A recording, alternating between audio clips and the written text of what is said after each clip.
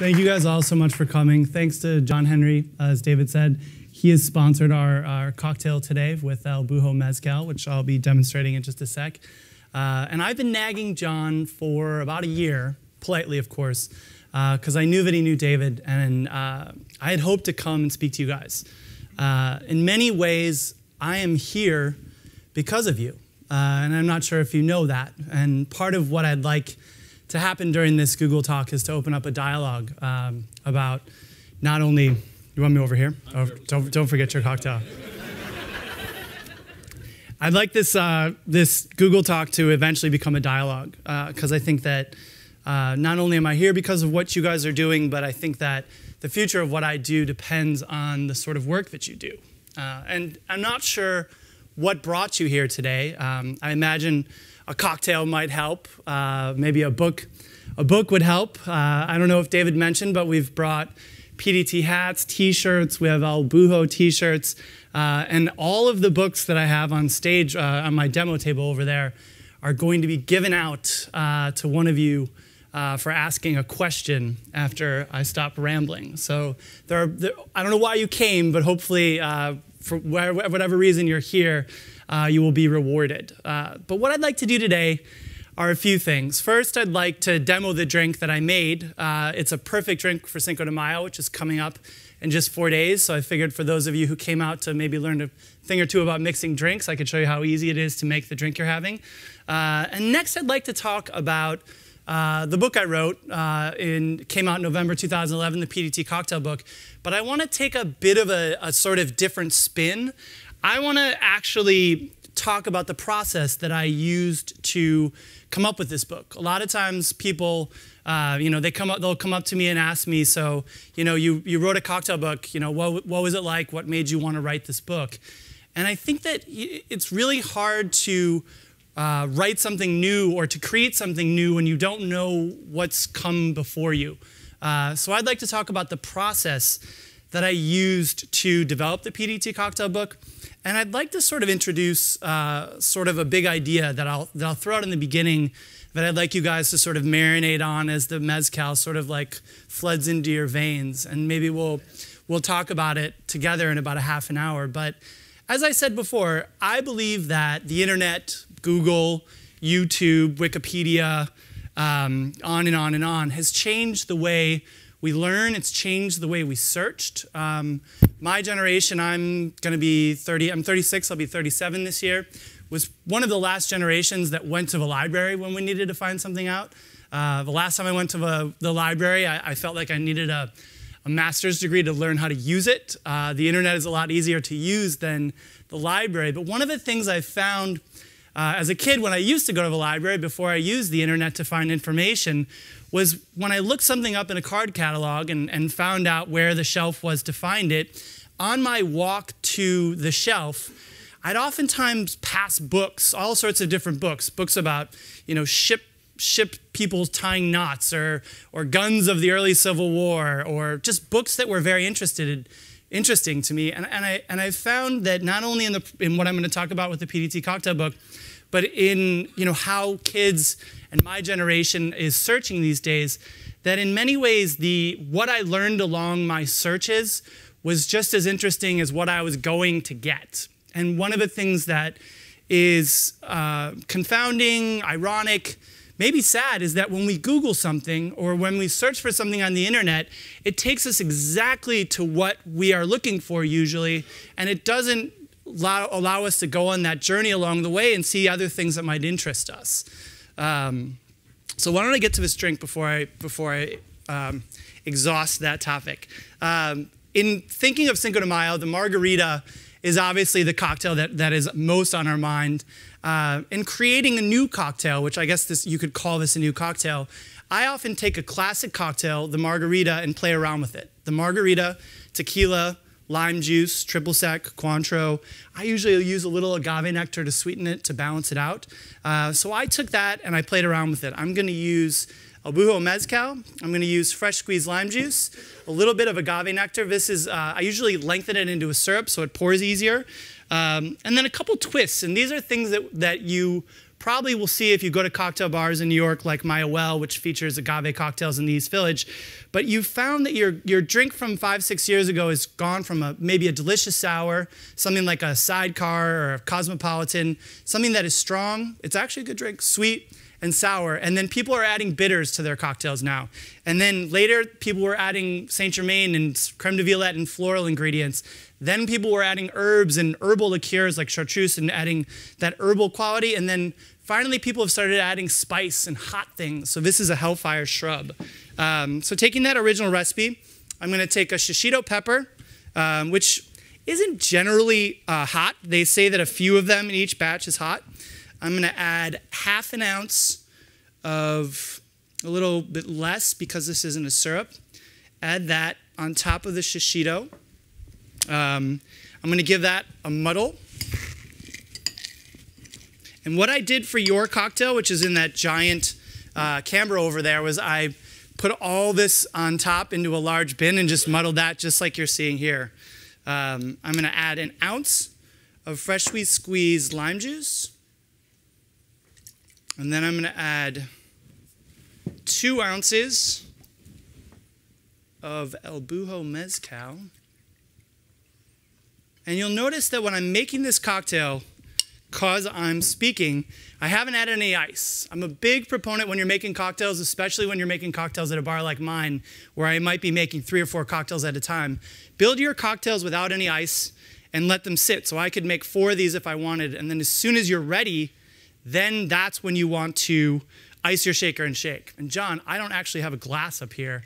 So this allows me an opportunity for John, my handy barback, to come bring me a glass.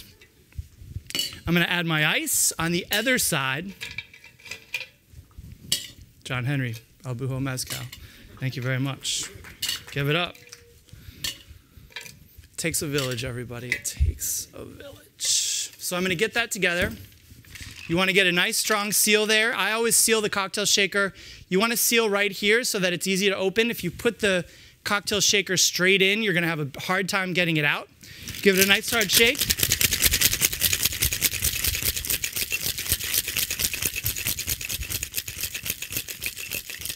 If you go to a cocktail bar and they're not shaking very hard, order a beer and a Maker's on the Rocks. Strain that. You can fine strain it if you don't want all the little seeds there. And that's it. This is a cocktail. If I were serving it at home, I could put a salt rim on it. I could add some chili to the salt and make it a little colorful. I could add citrus zest. I could add all sorts of stuff and maybe only do salt on the side. You could add a shishito pepper there if you wanted. You could garnish it with a lime wheel. What do you guys think? Refreshing? For some of you, it might be a little too sour. For some of you, it might be a little too strong. For some of you, it might be a little too sweet. One of the things that a lot of people of my credentials maybe don't mention is that's okay. We all have different tastes. So the beauty of I feel like every recipe is modular. So if it's too sweet, pull back a little on the agave. If it's too strong, pull back on the mezcal, and on and on. So that's your cocktail. Does anyone have any left? Man, all right.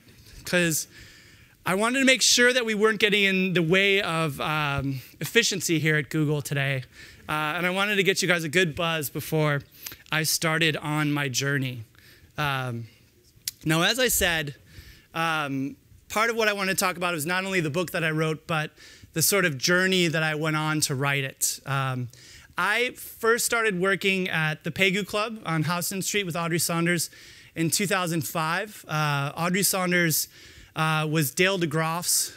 Dale DeGroff was her mentor. She worked with him right when he was leaving the Rainbow Room, was the head bartender at Dale's bar that was open called Blackbird. When Blackbird closed, Dale brought in Audrey as the head bartender at Bemelman's. Audrey ran Bemelman's for many years and then opened the Pegu Club in 2005. And for me, this was very much a watershed moment in New York cocktail sort of history. I got to be on the opening bar team. At that time, it's hard to imagine because there are dozens and dozens of great cocktail bars, even in Brooklyn, much less Manhattan now. But at that time, the cocktail bars in New York were really Milk and Honey, Flatiron Lounge, Angel Share. I mean, those were the sort of main ones. Basically, there was 3 or 4 bars. Employees Only was almost open, and Little Branch was almost open. So there are 5 sort of great cocktail places. Audrey opens the Pegu Club, and it was really sort of a coming out party for the cocktail. In these years, 2005, 2006, 2007, you really see the cocktail bar and the cocktail bartender go from person to person to person to place to place to place till the last couple years where 3 places are begetting 9 places and 9 places are begetting 18 places. So we're seeing an exponential growth. But at the Pegu Club, Audrey, and still to this day, had a collection of vintage cocktail books behind the bar. And at the time, I was interested in cocktail books. I had Dale DeGroff's The Craft of the Cocktail. I had Gary Regan's A Joy of Mixology, which you'll see. I had Ted Hayes' Vintage Spirits and Forgotten Cocktails, which you'll see on my presentation. But I really wasn't aware of how many old books there were out there. And Audrey had original copies of the 1862 Jerry Thomas, of the 1948 Fine Art of Mixing Drinks by David Embury. She had the 1937 Gentleman's Companion by Charles H. Baker, and all these beautiful books for us to look at. And I immediately realized that there's so much about the history of bartending and so much about what I was doing for her there that I really wasn't aware of, and I wanted to investigate more. I went to eBay and started spending all of my tips on old bar books, and started sort of meeting people who had more of these books. I'm going to forward to my first slide. 1862, Jerry Thomas. This is the first bartender's guide. The book on the left, the sort of like old brown one, that is the first edition. The green book on the right is the 1876 edition, and the book in the middle with the torn cover, sorry, these are all my copies. They would have weighed about 70 pounds or I would have brought them, is the 1923 edition with an introduction by Herbert Asbury. This is a book that came out and was printed many times. You can see the price here. I think it says $2.50. I think it initially started at $1.25 and then went to $2 and then $2.50. Each of these books was printed probably in 7 or 8 editions. And in the early days, this bartender's guide was very simple. It was a collection of recipes. The recipes were not like umbrella recipes like cocktails are. They were separated into shrubs, into punches, into scaffas, into negus, into sours. Cocktails were very categorical. And this was a very simple utilitarian book that was obviously meant for bartenders that had, in the 1862 edition, a big appendix that was filled with sort of information for bar owners for how to make your own cordials, how to make your own bitters. This was before spirits were distributed in bottles. So it had information for how to tap kegs of beer and how to blend whiskeys together. Very utilitarian, extremely influential, and it spawned what I'm going to call Jerry's Kids. You can see the 1876 edition of the Bartender's Guide. On your left, you see O.H. Byron's Modern Bartender's Guide, and C.F. Lawler's The Mixicologist. Modern Bartender, 1884. The Jerry Thomas in the middle is 1876. The Mixicologist on the right, I believe, is around 1891, 95. There are going to be cocktail geeks on YouTube who are sitting there scolding me for not knowing my dates. So I'm just going to make sure and check my cheat sheet, which I've created here. So yeah, you've got 1894 Byron and 1895 Lawler. And when I call these Jerry's Kids, these are other bartenders from other places. I believe O.H. Byron is New York, and The Mixicologist was published in Cincinnati. But these are books that have very similar gatherings of recipes, some differences. You know, we've gone another 15 years, but the Bartender's Guide really hasn't sort of transformed itself as a genre yet. It's still a collection of recipes with a back appendix that includes information about mixing your own syrups and bitters and cordials. Moving on to about 10 years later, we get the first, what I'm going to call, technical bar manuals. 1900, the book on the bottom, Harry Johnson's Bartender's Manual. And then I believe the first editions of the Hoffman House were published around 1894. This one's around 1912. And you can see the picture of the guy dashing the bitters, and the slide says, you know, this is how you dash a bitter. One of the reasons why am I showing you these slides, one of the things that I was thinking about when I was writing the PDT cocktail book is, you know, why write a cocktail book unless you're going to add something new? And then what is already out there? What has already been written? And as I started looking through these old books, it was interesting to find how through each generation, you sort of saw an evolution, even in the books themselves. the 1862, the 1890s, things are sort of very formulaic. They hadn't really evolved yet. And then in 1900 to around 1910, you see books like these. These are 300 to 400 page manuals that tell you how to write a guest check, how to hire a porter, how to keep your walk-in clean, how to, the most infinitesimal details were all mentioned in these books. And I thought it was incredibly interesting because we are right now at a time where if I pitched a book to a major New York publisher saying, you know what, I want to write a book and I want to make sure that there's a good 20 pages on how to get the bathrooms cleaned properly, how to make sure the garbage gets collected, how to make sure, how to hire a bartender, how to hire a bar back from Mexico and not get busted by the government. I want to make sure and add that in. The publisher would look at me and be like, this is totally disinteresting, and then just pass it off. If you you look back 110 years, there weren't many, but there were at least a handful of these books that were published and republished and popular, because I can still get my hands on them now for a lot of money, which is showing that during this time, bartending is moving into a craft, is moving into a valued profession. People want to read these books, and the craft of the cocktail is evolving. We move forward from there. This on the left is Kapler, 1895. He bartended at a very posh hotel called the Holland House. Jack's Manual, that's 1907.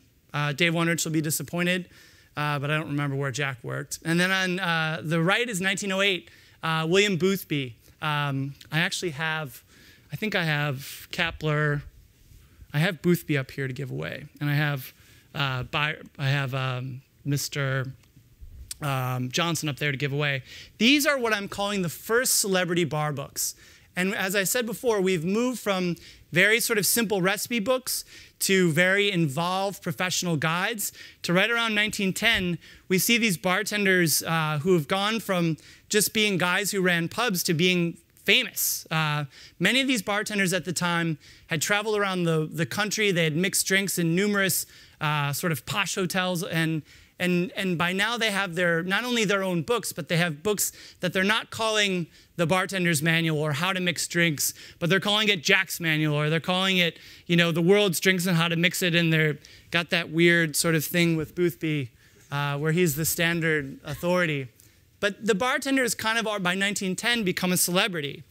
Moving forward to vest pocket books, which for me remind me of the function that PDAs sort of serve for bartenders now. A lot of times now if you go to a cocktail bar, if the bartender doesn't know the recipe, the first thing everyone does is they grab their phone and they start Googling, well, I can find the recipe, and everyone's sort of like on their phone Googling the recipe. And following, this period of so much, this is the golden age.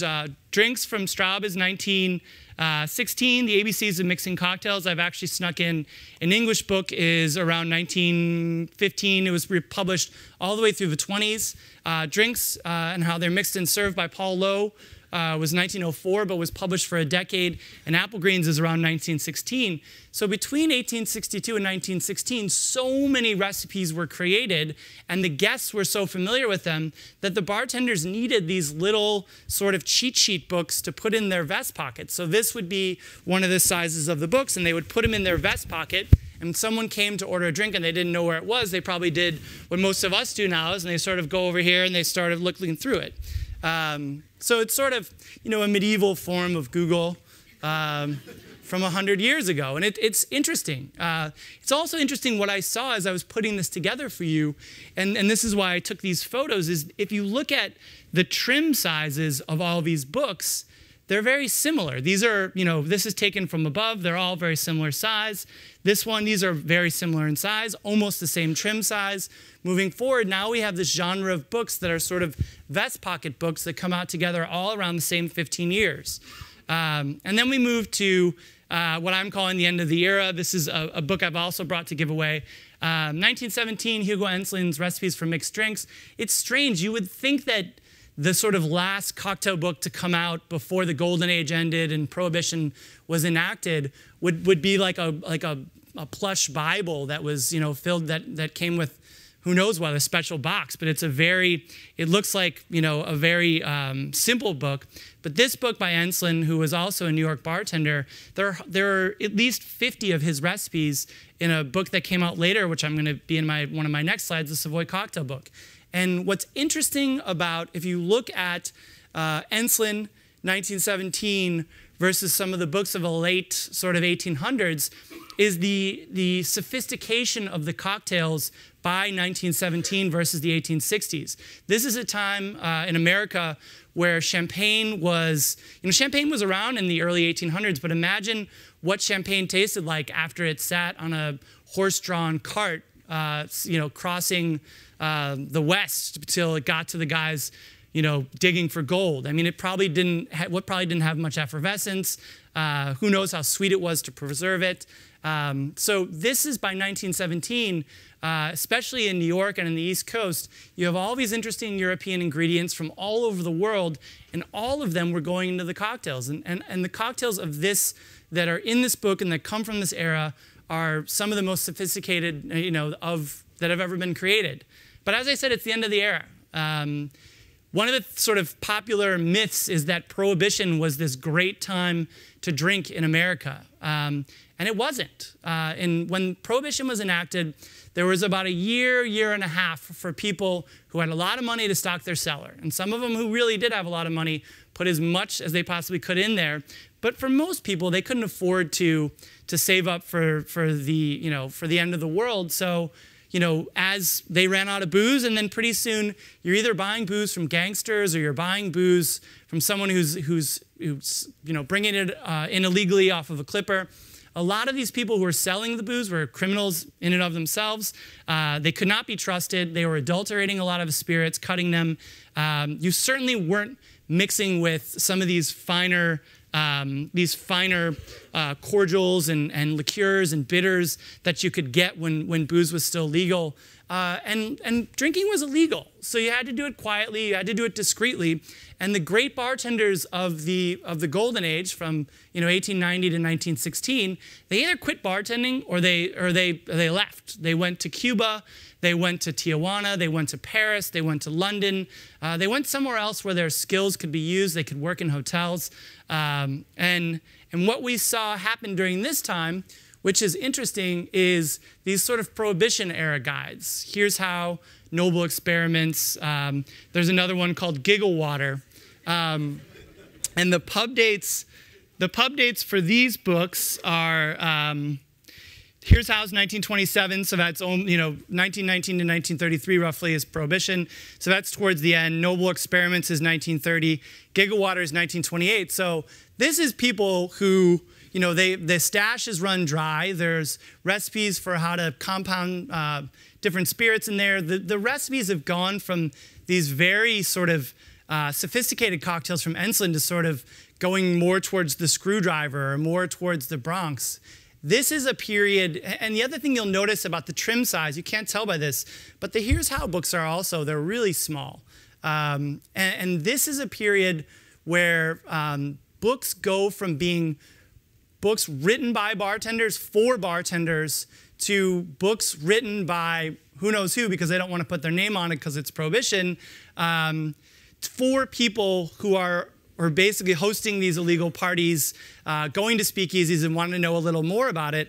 And the cocktail has really left the cocktail guide has really left the realm of the bartender, has moved into the realm of the sort of amateur or the host.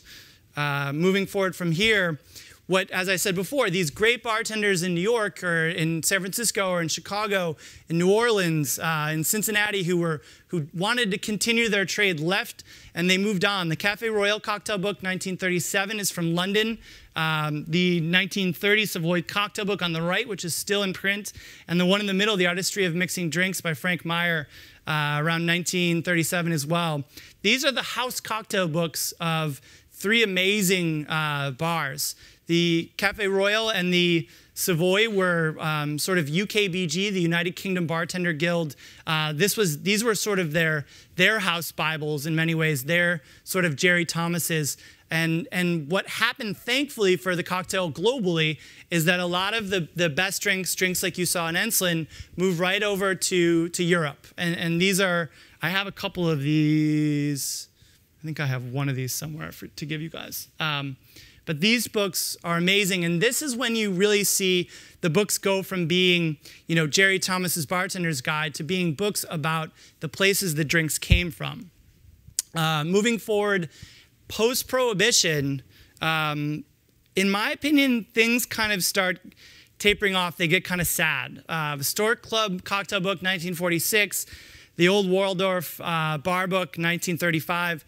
And Crosby Gage's Cocktail Guide and Ladies' Companion in the middle. I think Crosby Gage might have been gay. But these are books that were written by journalists after Prohibition. And it's interesting, as I said before, we've gone from sort of the bar manual being the, always authored by bartenders to the bar manual kind of, through Prohibition and all these like sort of nifty little gifty guides being something that is now not written by bartenders anymore. They're written by hosts. They're written by sort of like men or women among town. And they're written not for bartenders to make good drinks in bars, but they're written for the hosts to sort of continue their roaring 20s parties into the 30s and 40s. The thing that you will find, and then moving forward, the didactic bartender, 1934, the official mixer's manual by Patrick Gavin Duffy, and 1945-51, Townsend's Bartender's Book. This is when these kind of crotchety bartenders who had sort of been part of the golden age and sort of ridden out through Prohibition, they sort of see what's going on and they're disgusted. And what these books that you'll find from 1934 to 1955 are written, the bartenders are basically, telling the young bartenders, how they used to walk through the snow and sort of how long it took to get to school. And they want them to stop making drinks with orange juice and drinks with cream. They want them to go back to the classics. They want them to learn the classics first, and then they can move forward. But it's almost like the bartender has lost the ability to command an audience anymore. People are not as interested in cocktails as they were before. America does not have the same spirits. We're in the middle of 2 world wars. People are drinking, but they're drinking to get drunk. They're not drinking because the economy and because the country is on the up and up. So I call these the didactic bartender guides. And then we move forward to, I know this is going to end, guys. Hold on. Cocktail Theory. The first cocktail theory book, The Fine Art of Mixing Drinks by David Embury, was not written by a bartender. It was written by a lawyer. It's about 700 pages, incredibly dry and acerbic. David Embury liked his cocktail with a lot of booze, a little bit of sour, and almost no sugar. And this is where we move into the sort of Mad Men era of, sort of hard drinking men in this sort of 7-to-1 martini. Who knows where the bartender is. And I included a book that came out in 2003, The Joy of Mixology, because this is the sort of second theoretical bar book. And then we move, essentially, I'm not sure how many people you've heard talk about the history of the cocktail, but the cocktail really pretty much goes into the toilet by the 1950s.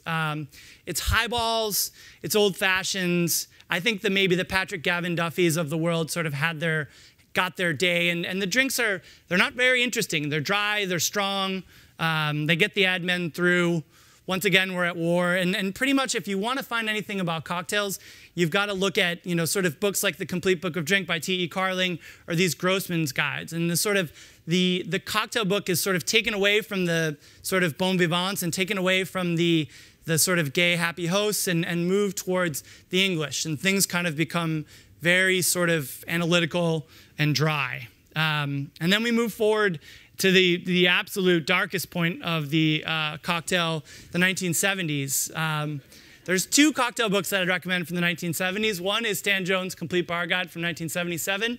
And I've put another book here from 2010, Difford's Guide, which I do recommend. I recommend both these books. And once again, I want you to look at these books sitting right next to each other because these books are very much those sort of kitchen sink type books that have, thousands of recipes in them. And they both actually have around the same trim size.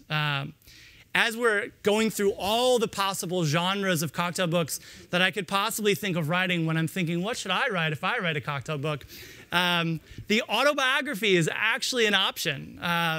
In the 1950s, Johnny Brooks wrote My 35 Years Behind Bars. He claims that he created the Between the Sheets cocktail, a beguiling mixture of gin and lemon and brandy and Cointreau. Also very dry, something that could certainly get someone who wasn't paying attention to what they're drinking between the sheets. And then a book by my friend Toby Cicchini, Cosmopolitan. Toby wrote this book in 2003, and I consider it to very much be the sort of kitchen confidential of the bartending world. Anthony Bourdain wrote this great book about being a chef that basically involves nothing but parties and drugs and girls in the walk-in, and that's sort of Toby's basically his follow-up to that. I'm sad to inform many of you who are thinking of leaving your excellent job at Google, but that is not the way bartending really is. And then we're getting there, guys. We moved to what I'm calling the modern giants. These are my modern follow-up 100 years later from those celebrity cocktail books. You have Cocktail Technique on your left, written by Katsuo Ueda, the founder of the hard shake method. The hard shake method, for all of you cocktail geeks, you probably know about this, but for those of you who don't, it's a method of shaking using a cobbler shaker that has become very popular among the sort of YouTube set. If you go to a bar and you see someone sort of shaking like this and they look very Japanese, they've probably been watching Katsuo Ueda do this 3-point method shake. Greg Boehm has actually translated this book, and it's excellent. You have The Craft of the Cocktail in the middle. Dale DeGroff, the sort of Yoda and sort of the tree trunk of American cocktails, wrote that in 2002. I have Charles Schumann's American Bar. Ironically, Charles Schumann is from Munich. He has a bar called Schumann's, which has been around for at least 25 years. He's one of the most elegant, charismatic, and interesting bartenders on earth. And his book, American Bar, written by a German, was a huge influence on my book. And then down below that, you have the Cocktails of the Ritz Paris, written by Colin Field, an Englishman who has been bartending at the Ritz in Paris, which is now closed for a couple years, for over 20 years. So we sort of have the modern giants in the cocktail technique. We have a book that is very much one of those Harry Johnson, Hoffman House books that's very technical, very informative as far as what he's thinking when he makes a cocktail. We have the Cocktails of the Ritz Paris, which is sort of a reprise of the House Cocktail book. In American Bar, we have sort of a little bit of everything, which is kind of what I ended up going for. And in Craft of the Cocktail, we have a coffee table book filled with great recipes and photographs. And in my opinion, if you read Craft closely, you'll see a bit of that sort of Patrick Gavin Duffy sort of, let's bring it back, guys. And moving forward, we have this whole genre now of what Dave Wondrich calls mixography. And this is guys, once again, going back to the 1940s, these are guys that know way too much. They have way too many college degrees. And instead of studying whatever you do to get PhDs, they decided to write a cocktail book. So in the 1980s, I believe, Lowell Edmonds wrote Martini. He's a classics professor, I believe, somewhere in a college in New Jersey.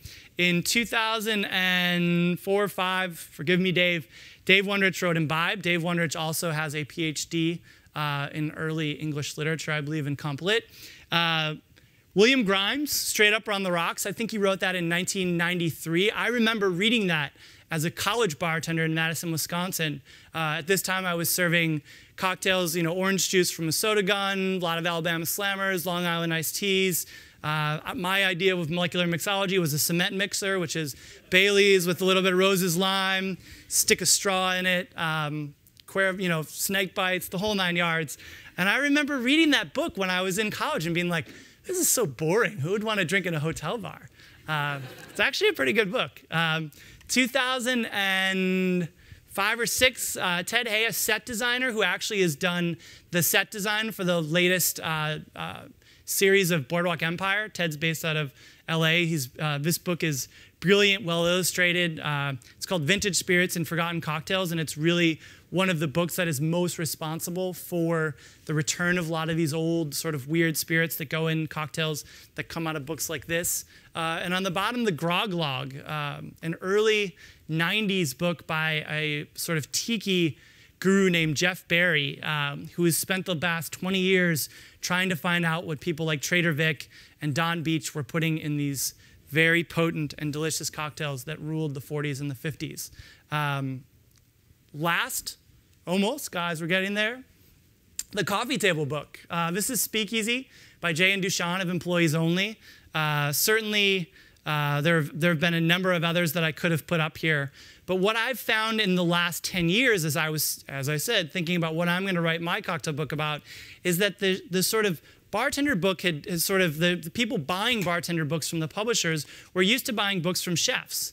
And they were used to not writing professional bar guides. They were used to writing books that were sort of something you could, it had a Manhattan and a martini and a margarita and was sort of light and lively and something that you could put on your coffee table. This is a great book, but it wasn't what I wanted to write. Another book that I've actually edited for the last 7 years is the Food and Wine Cocktail book. When I started working on this book after Rob Willie left, it was just a kind of collection of all sorts of old cocktail books. And what I found in 2005-06 when I started was there was this sort of, as I said before, I started working at the Pegu Club in 2005, and I felt like what was going on all over the country was absolutely unlike anything that had gone on in history before. And I found for the last 7 years that I could use this book with my editor, Kate Crater, and the editors of Food and Wine to actually document what's going on year after year. So our latest edition just came out. The other ones are around, and it's kind of a neat way to follow what is out there. And then last, actually not even last, but not least, is the PDT cocktail book, a book I wrote in 2011, a book some of you guys probably have in your hands, so maybe you've been pacing through it. What I wanted to do when I wrote this book, and I promise I'm going to open this up for some dialogue in 1 second, is write a book that brought back the 1930s book, brought back illustrations instead of photos. I wanted a book that didn't just have recipes, but had recipes that had a story. I feel like cocktails tell a story, and I wanted the drinks in this book to tell a story. For that reason, the illustrations in the book aren't illustrations of me making cocktails in PDT, but they're illustrations that sort of document maybe the playfulness of the cocktail. I wanted a book that had an annotated bibliography, that had, that not only showed you where I found these recipes, but where you can kind of look for more. I wanted a book that had the food recipes in the back, and on and on. There's one more cocktail book that I want to show you, one more format of cocktail book I want to show you before I start opening things up for conversation. If you guys could play the video.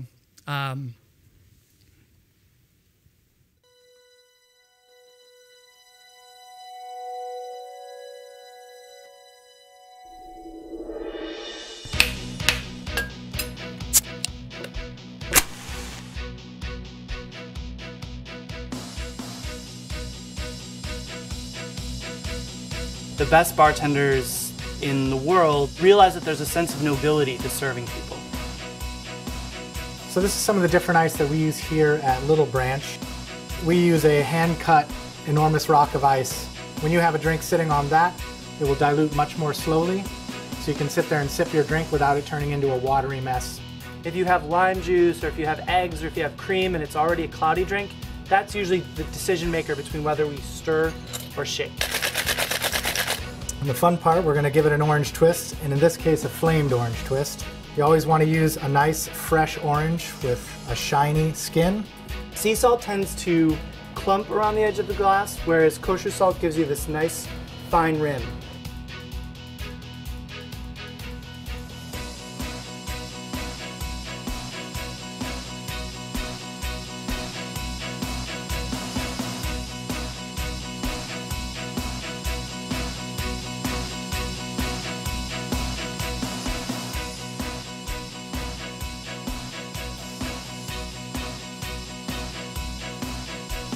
This is Irish coffee. You can use the coffee of your choice. 2 brown sugar cubes, you just give them a crush. Irish whiskey is the traditional, a little bit of hot water, and just float it on top. Mint leaf, and that is an Irish coffee. Caipirinha. Tom Collins. Daiquiri. Sazerac. The mojito. Gin and tonic. Pisco sour.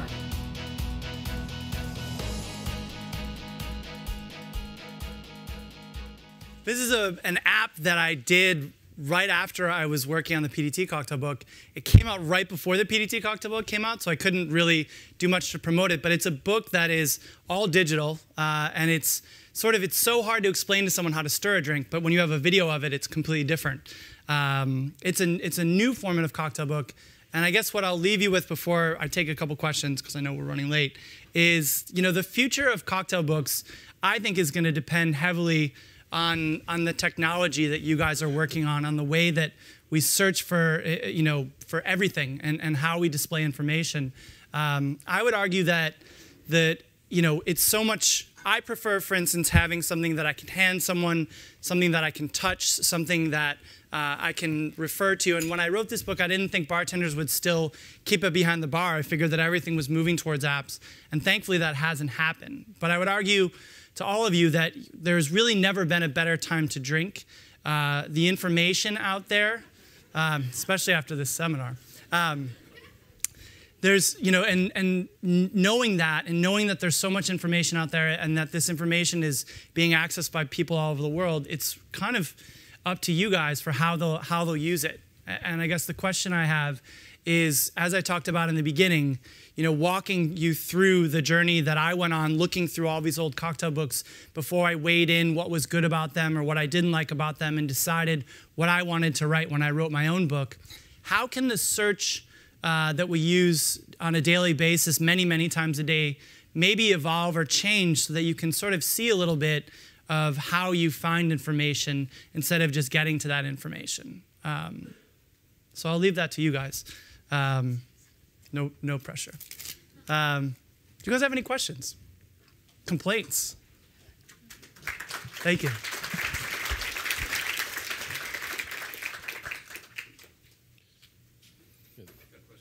Yep. Hi. Is it on? I had mine kind of like carbonated and draft stuff. Yep. But kind of for everything that's come out in like 2013 and into 2012, what do you see as sticking around? What do you see as kind of going to be passe in a year or so? I think that what's interesting is we live in New York, so what's happening here, will come and go quickly because our sort of the interest cycle here kind of is. One of the things I realized working with the New York media is that really all they write about, God bless them, is what's new and what's hot. So if you want to remain in the media and sort of become popular, you have to constantly evolve. So it's hard to say in the bigger picture how long some of these things will stay around. I think at the end of the day, people buy with their eyes, and they also, people are impatient. So the beautiful things, the things that involve a ceremony, the things that create cocktails, that where a guest watches the bartender make the drinks, and then the glass goes to the guest, and then everyone looks at that guest and says, I want that. And then the guest actually likes that drink. Those will be the things that sort of stay around. I think that the reason why people go out for drinks is, instead of making them for themselves in their home, is because they want to sort of see and be seen, even if they want to do it discreetly. So I think that if you apply that logic to some of the trends that are going on, if it's delicious, if it allows you to see and be seen, if it's efficient, I think it'll stay around. Please use the microphones for your questions, because we are recording. Yep. Hi. My question is, I guess I feel like when I was a kid, I couldn't walk into a grocery store and find an avocado. I'd probably had never even seen one. So as the world's become much more global and we have access to all different things from all around the world, how has that sort of changed the kind of drinks that people are, I guess, experimenting with or designing or whatever you want to? Yeah, I mean, I think that it depends on where you're at. For instance, in San Francisco, the mentality about what ingredients they work with is different than the mentality, say, that we work with it in New York. I mean, New York is so close. We're as close to Europe as we are to San Francisco. So I find that depending on which part of the world you're in, you'll see different sort of trends for how they use ingredients. You know, for instance, in Copenhagen with Noma and the sort of new Nordic cuisine, you'll see a different, more locavore sense.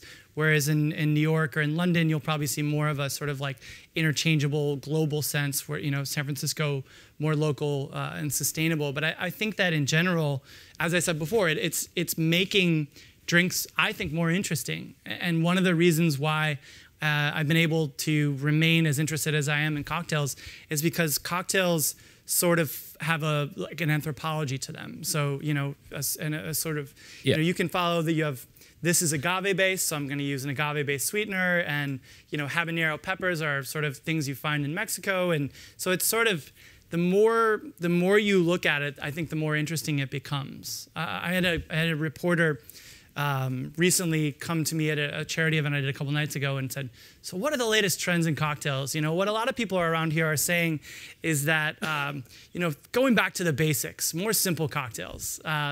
And one of the secrets I'll tell you about most bartenders is most of them are pretty lazy. So, of course, there is an incentive to keep it simple. You know, it's, but I think that the more you see avocados in cocktails, the more you see these sort of interesting and esoteric cocktails that maybe involve things that you didn't expect or never desired to be in your drinks, it's what makes going out to drink interesting to me. Thank you.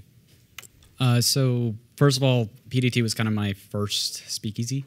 Yes. So we never meant to be a speakeasy, but I'll take that. Sorry. But going through the phone booth and kind of doing that whole kind of thing was a really awesome introduction. So thank you for that. No, thank you.